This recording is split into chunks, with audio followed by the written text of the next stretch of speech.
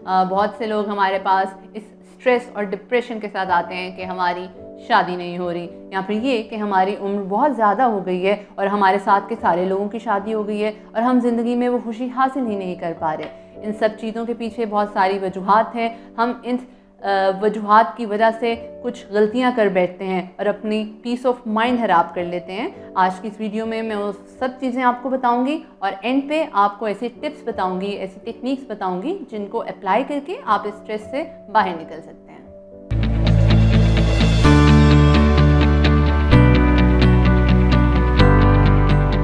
अस्सलाम वालेकुम, मेरा नाम सारा अहमद है और मैं कंसल्टेंट क्लिनिकल साइकोलॉजिस्ट और रिलेशनशिप काउंसलर के तौर पे मसूद हॉस्पिटल लाहौर और अकरम मेडिकल कॉम्प्लेक्स लाहौर में अपनी सर्विसेज दे रही हूँ।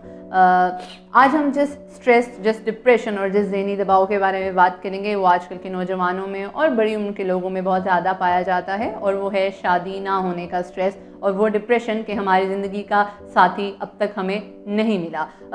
इस स्ट्रेस, इस डिप्रेशन और इस सारे मैकेनिज़्म को समझने की ज़रूरत बहुत ज़्यादा बढ़ गई है कि हम इस चीज़ को समझें कि हमारी ऐसी कौन सी सोचें हैं, माशरे का ऐसा कौन सा तर्ज़ अमल है, या फिर हमारी कौन सी सोचों की गलतियां हैं जिसकी वजह से हम इस डिप्रेशन की तरफ जा रहे हैं। सबसे पहले लोगों का ये तासुर कि अगर कोई चाहने वाला या चाहने वाली ना हुआ तो फिर हम ज़िंदगी में खुश कैसे रहेंगे। शादी को ही खुशी की एक अलामत समझा जाता है कि अगर हम सिंगल रह गए तो हम सारी ज़िंदगी उदास रहेंगे या फिर खुश नहीं रह पाएंगे। उसके अलावा लोग ये समझते हैं कि अगर हम सिंगल रह गए या एक स्पेसिफिक उम्र तक हमारी शादी नहीं हुई तो लोग समझेंगे कि इसमें कोई ना कोई हामी है या फिर ये चाहे जाने के काबिल ही नहीं है। दूसरा एस्पेक्ट ये आता है कि लोग समझते हैं कि अगर हमारे साथ के सारी उम्र के लोगों की शादी हो गई है या फिर उनको अपना चाहने वाला या चाहने वाली मिल गया है या ज़िंदगी का पार्टनर मिल गया है तो हमें क्यों नहीं मिला।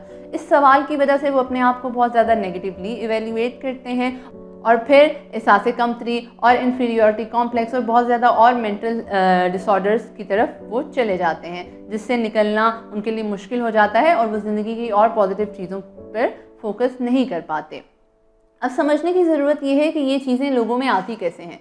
सबसे पहला एक जो पॉइंट है वो ये है कि बचपन से हर इंसान को सिखाया जाता है कि ये कर लो ताकि शादी अच्छी जगह पे हो जाए। मतलब हमारा शादी से आगे बढ़ के कोई विजन ही नहीं है। हम अपने बच्चों में, अपने नेक्स्ट जनरेशन्स में ये चीज़ पैदा ही नहीं होने देते कि ज़िंदगी में शादी के विजन और गोल के अलावा भी और बहुत ज़्यादा गोल्स हैं। उसके अलावा हर एक को बस ये बताया जाता है कि अच्छी एजुकेशन ले लो, अपनी एक अच्छी डिग्री ले लो ताकि तुम्हें एक अच्छा पार्टनर मिले, अपने स्टाइल को बेहतर करो ताकि तुम्हारा पार्टनर एक अच्छा हो जिसके साथ तुम कंपैटिबल हो, या फिर ये कि आप अपने उठना बैठना जो है उसको बेहतर करो ताकि लोगों को पता लगे कि आप किस स्टैंडर्ड के हो और फिर आपकी शादी एक अच्छी जगह पे हो। उसके अलावा लोगों की कुछ ख्वाहिशात होती हैं, जैसे लोग समझते हैं कि अगर हम अभी ज़िंदगी में खुश नहीं हैं, कुछ लोगों को फाइनेंशियल इश्यूज़ होते हैं, कुछ लोगों की पेरेंटल कॉन्फ्लिक्ट ऐसे होते हैं, कुछ टॉक्सिक होम एनवायरनमेंट होते हैं, तो उनका ये ज़हनी तासुर होता है कि जब हम शादी करेंगे, एक नए इंसान के साथ ज़िंदगी स्टार्ट करेंगे तो फिर हम बहुत खुश हो जाएंगे। या फिर लड़कों का यूजुअली ये तासुर होता है कि अगर हम किसी से शादी करेंगे तो हमारे घर की देखभाल करने के लिए कोई आ जाएगा। और same goes for the females, वो ये समझती हैं कि अगर वो फाइनेंशियली इंडिपेंडेंट नहीं हैं या अगर अभी उनको ज़िंदगी में अपनी छोटी छोटी चीज़ों के लिए किसी और की तरफ देखना पड़ता है तो शादी के बाद वो अपने हस्बैंड पे डिपेंडेंट होंगी और वो उनकी फाइनेंशियल रिस्पॉन्सिबिलिटी लेगा। अब ये सारी जो चीज़ें हैं, हम ये एज ए सोसाइटी हमें चाहिए कि हम लोगों में पैदा ना होने दें। उसके अलावा सोसाइटी के कुछ ऐसे नेगेटिव कमेंट्स, ये कि तुम अभी तक अकेले हो, या फिर ये कि तुम तो शादी की तरफ तवज्जो ही नहीं दे रहे, क्या तुमने अपनी नई ज़िंदगी शुरू नहीं करनी, या फिर ये कि तुम में ऐसी कौन सी हामी है जिसकी वजह से कोई तुम्हें पसंद नहीं करता। इन सब चीज़ों की वजह से भी इंसान में टॉक्सिसिटी और नेगेटिविटी इतनी ज़्यादा आ जाती है कि वो ज़िंदगी के बारे में पॉजिटिव ही नहीं रह पाता। तो इसके लिए सबसे पहले आपको चाहिए कि आप ऐसे टॉक्सिक लोगों को अपनी ज़िंदगी से दूर रहने दें। आप उनको अपनी ज़िंदगी की चीज़ें बता के, शेयर करके उनको ये मौका ही ना दें कि वो आपकी ज़िंदगी की उदासी या कमियों को शादी से रिलेट करके या शादी ना होने की वजह बता के आपको और नेगेटिव करें। उसके अलावा आप पॉजिटिव रहें, अपने आप पे फोकस करें।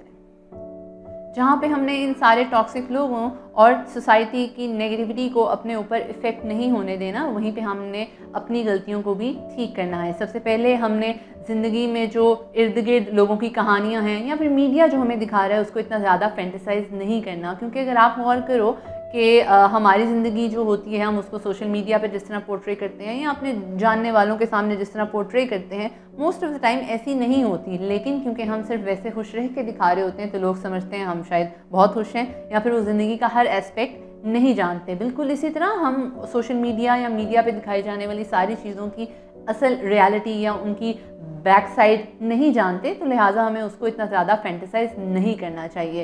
एक और बहुत ज़्यादा उभरता हुआ मसला जिसको मैं बहुत ज़्यादा प्रीच करती हूँ, गेटिंग इनटू रिलेशनशिप्स। लोग बहुत ज़्यादा अपने रिलेशनशिप इश्यूज़ की तरफ जाते हैं कि बस हम अपना कोई चाहने वाला ढूंढ लें, अपनी सेटिंग खुद कर लें और फिर हमें मुश्किल ना पेश आए, हमारी वो उम्र ना निकल जाए। इसमें ना सिर्फ आप अपने इमोशनल एस्पेक्ट्स की वजह से हर्ट होते हो, बल्कि आपकी और लाइफ फंक्शनिंग भी इफेक्ट होती है। तो आपने इस तरह की गलतियां नहीं करनी सिर्फ इस खौफ से कि आपकी शादी नहीं होगी। उसके अलावा सोशल मीडिया पे दोस्तियां और ताल्लुकात इस वजह से ना बनाएं कि क्या पता हमारी इससे दोस्ती हो जाए, अच्छी अंडरस्टैंडिंग हो जाए, कंपैटिबिलिटी हो जाए तो हम राइट टाइम पे शादी कर लेंगे।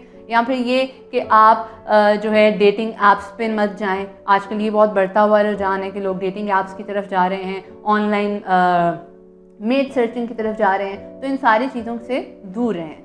बात की जाए कि अब ऐसी कौन सी टिप्स को फॉलो करना है, ऐसी कौन सी टेक्निक्स को फॉलो करना है कि आप इन सब चीज़ों से दूर रहें जो आपको इफ़ेक्ट ना करें और आपकी पीस ऑफ माइंड इफ़ेक्ट ना हो। सबसे पहले ये कि ग्रेटफुलनेस पे फोकस करना है। आपके पास जो ज़िंदगी में अभी चीज़ें हैं आप उन पे फोकस करो, ना सिर्फ ये कि सिर्फ इस उदासी और इस परेशानी में रहो कि शादी कब होगी और हम खुश कब होंगे। अपने आप को इस चीज़ से डिसएसोसिएट करें कि सिर्फ शादी ही अपने आप को खुशी दे सकती है, या फिर ये कि शादी के बगैर ज़िंदगी अधूरी रह जाएगी।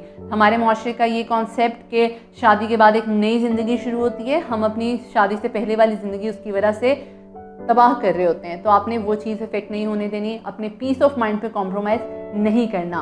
आपने अपने लाइफ के गोल्स पे फोकस करना है। मैं पेरेंट्स को ये कहूँगी कि शुरू से बच्चों के जहन में बस एक शादी होने की वजह से अपने आप को एक बेहतर इंसान बनाने की वजह ना बताएं, बल्कि ये बताएं कि उनको अपनी ज़िंदगी में गोल्स अचीव करने हैं और एक एज ए इंडिविजुअल एक अच्छा इंसान बनना है। क्योंकि जब तक बेस मजबूत नहीं होगी आप एक अच्छी इमारत नहीं कर सकते खड़ी।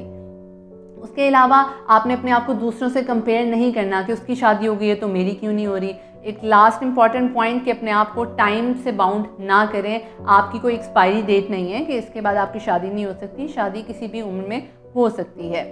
एक और एस्पेक्ट जिसकी तरफ फोकस करने की ज़रूरत है कि आप अपने सिंगलहुड को एंजॉय करें, अपने करंट स्टेट को एंजॉय करें। ऐसा नहीं है कि शादी के बाद कोई प्रॉब्लम्स नहीं होते, ना मैं ये कह रही हूँ कि शादी के बाद बहुत स्ट्रेसफुल ज़िंदगी होती है, लेकिन हर चीज़ के अपने प्रॉस और कॉन्स होते हैं। बहुत से मैरिड कपल्स हमारे पास बहुत ज़्यादा शिकायतों के साथ आते हैं कि शादी से पहले हमारी ज़िंदगी बहुत अच्छी थी, हम इंडिविजुअल के तौर पे ज़्यादा अच्छे से एंजॉय कर रहे थे, अब हम डिपेंडेंट हो गए या हमारी ज़िंदगी का वो फेज़ जो था वो अब हम मिस करते हैं। तो ऐसा ना हो कि ज़िंदगी में आगे जाके आपको इस चीज़ पे पछताना पड़े कि हमने अपनी ज़िंदगी का वो अच्छा दौर क्यों तबाह किया।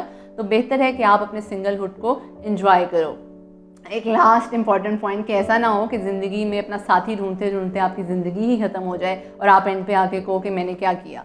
तो इन सब चीज़ों से दूर रहें, अपने आज पे फोकस करें और अल्लाह ताला से अच्छी उम्मीद रखें कि राइट टाइम पे आपको अपना राइट पार्टनर मिल ही जाएगा। शादी ना होने का स्ट्रेस, अकेला रह जाने का खौफ, या फिर ये कि रिलेशनशिप के इश्यूज़ को किस तरह से ठीक किया जाए, इन टॉपिक्स पे और भी वीडियोस मौजूद हैं मेरी मरहम के चैनल पे। आप मरहम का चैनल सब्सक्राइब करें ताकि आपको उनकी नोटिफिकेशन मिल सके और आप बर वक्त उन वीडियोज़ से इस्तेफ़ादा ले सकें।